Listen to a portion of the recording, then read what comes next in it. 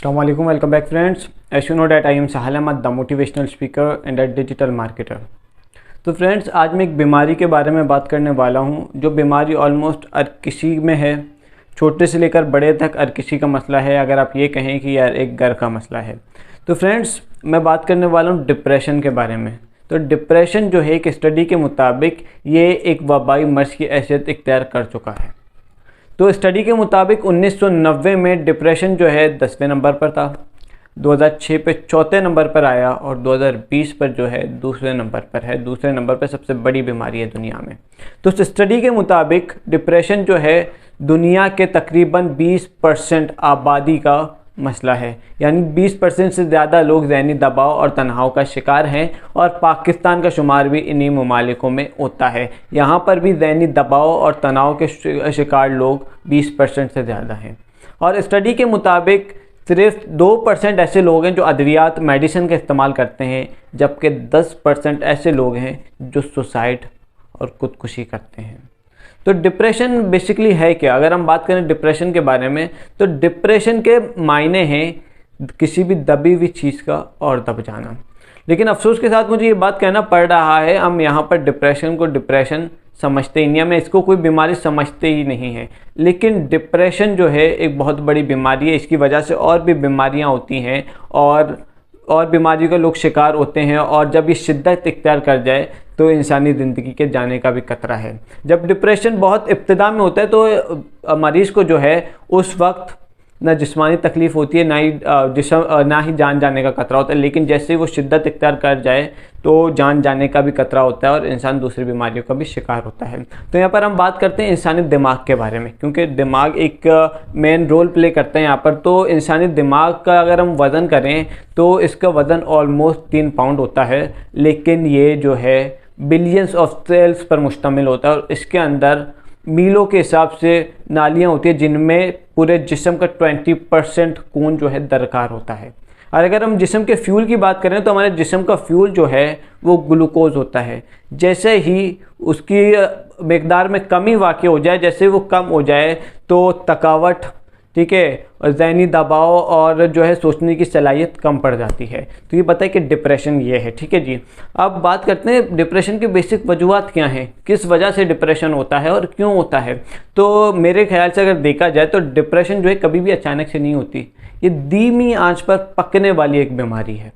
धीमी आंच पर पकने से आता है। और डिप्रेशन के सिर्फ एक वजूहात नहीं हो सकता, एक वजह नहीं हो सकता, एक रीज़न नहीं हो सकता, बल्कि इसके कई रीज़न हो सकते हैं। फॉर एग्जांपल अगर मैं मिसाल देकर समझाऊं, इग्नोरेंस, ठीक है, फैमिली इश्यूज़ या किसी के रवैये में फ़र्क आना, XYZ। और अगर मेन मसला बात करूं जो हमारे नौजवानों में आजकल पाया जा रहा है तो वो ये है मोहब्बत में नाकामी। एक खास वजह है डिप्रेशन के हमारे नौजवानों के लिए। या फिर पास्ट के हमारे माजी के कुछ खुशगवार हालात होते हैं, ये भी एक डिप्रेशन की वजह बनते हैं। और इसके अलावा अगर देखें असद, गुस्सा, XYZ, ये भी एक मेन रोल प्ले करते हैं डिप्रेशन में। और इंसानी सोच, यानी बार बार अगर आप किसी चीज़ को गुस्सा इख्तियार करते हैं तो ये भी एक डिप्रेशन की वजह बन सकता है।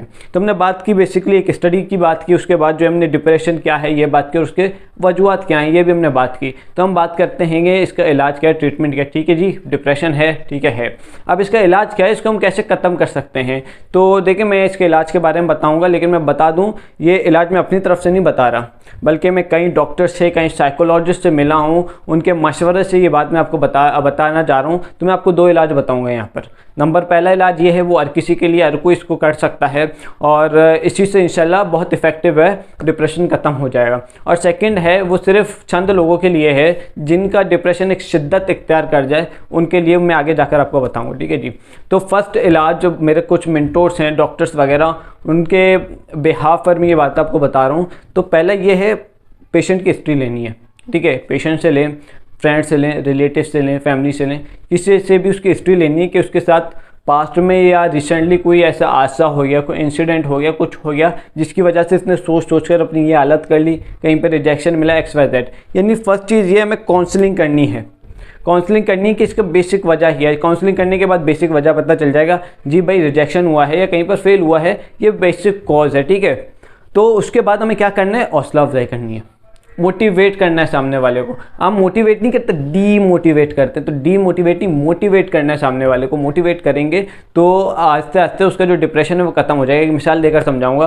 फॉर एग्जांपल एक शख्स है या बच्चा कह लें, किसी एग्जाम में कहीं पर फेल हो गया, ठीक है जी, फेल हो गया। अब हम क्या करते हैं, सुनाते हैं। तो यहाँ पे सुनाना नहीं है, हमने काउंसलिंग की, पता चला कि भाई फेलिंग की वजह से, फेलियर की वजह से डिप्रेस्ड है। तो क्या करना है, जाके मोटिवेट करना है, यार क्या हुआ, एक पेपर ही तो था ना, फेल हो गया, कोई मसला नहीं, आगे क्लियर कर लोगे, इससे अच्छे मार्क्स ले आओगे, आगे फोड़ दोगे, ठीक है जी। इस तरीके से मोटिवेट करना है। तो मोटिवेट करेंगे इंशाल्लाह ये जो डिप्रेशन है इसकी कम हो जाएगी। फर्स्ट चीज़ काउंसलिंग, और उसी के साथ इसका सेकंड स्टेप है मोटिवेशन, ठीक है, मोटिवेट करना है।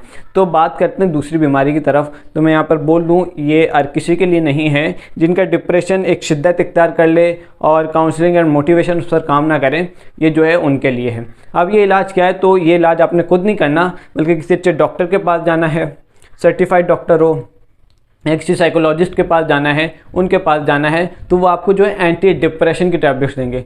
पहले वो आपकी हिस्ट्री लेंगे, काउंसलिंग करेंगे, तो उसके बाद आपको एंटी डिप्रेशन की टैबलेट्स वगैरह देंगे, जिससे आपका जो डिप्रेशन है कम होता चला जाएगा। लेकिन बता दूं ये बिल्कुल लास्ट स्टेज है, ठीक है। शुरू में काउंसलिंग एंड मोटिवेशन, ये दो ऐसी चीज़ें जो वर्क करेंगे, ठीक है। अगर ये ना हो फिर खुद से नहीं करना, बल्कि अच्छे किसी साइकोलॉजिस्ट के पास जाना है या किसी सर्टिफाइड डॉक्टर के पास जाना है। वो आपको एंटी डिप्रेशन की टैबलेट देंगे, तो उससे जो है आपका डिप्रेशन कम होता चला जाएगा। लेकिन फिर से मैं एक बात कहता चलूँ, जो न्यूटन कहता है कि every action have a same reaction. तो ये बात मैं मेडिकल में भी अप्लाई करता हूँ। कैसे, अगर आप मेडिसिन लेंगे, मेडिसिन का भी कोई ना कोई नुकसान होगा, ठीक है ना। हो सकता है आपके गुर्दों पे इफ़ेक्ट करे या मैदे पे इफ़ेक्ट करे, ठीक है जी, तो वो इफ़ेक्ट कर सकता है। तो आपने जो है मेडिसिन से दूर रहना है, बल्कि इस पर काम करें। इंशाल्लाह मोटिवेशन एंड काउंसलिंग से हो जाएगा। नहीं होगा फिर किसी डॉक्टर से जाकर फिर टैबलेटें नहीं अपनी तरफ से नहीं लेना। और लास्ट में एक बात कहता चलूँ पेरेंट्स के लिए, कि अपने बच्चों को खास तौर पे, क्योंकि मैं देखता हूँ ना मार्क्स के लिए बहुत ज़्यादा डंडा करते हैं, तो मैं कहता चलूँ पेरेंट्स को कि अपने बच्चों को डंडा ना करें यार। खास तौर पर मार्क्स के लिए प्रेशर ना दें यार, मार्क्स ही है ना, आ जाएंगे। प्रेशर करेंगे आप पे, उनकी सारी एक्टिविटीज़ भी खत्म हो जाएंगी, ना स्पोर्ट पे करेंगे, ना खाना सही से खाएंगे, ना कोई और एक्टिविटीज़ होगी, वो भी डिप्रेस्ड होंगे। तो बच्चों में डिप्रेशन की बेसिक वजह ये कि पढ़ने में अच्छे नहीं है, उसकी वजह से पेरेंट्स डांटते हैं, मारते हैं, स्कूल से टीचर XYZ, ये प्रेशर होता है। तो इससे बच्चों को बचाएं प्लीज़, ये बात कहना चाहूँगा। सो यही थी, ठीक है। सो अगर वीडियो अच्छी लगी हो लाइक करें, सब्सक्राइब करें। मिलते हैं एक और मोटिवेशनल वीडियो में, तब तक के लिए अल्लाह हाफिज़।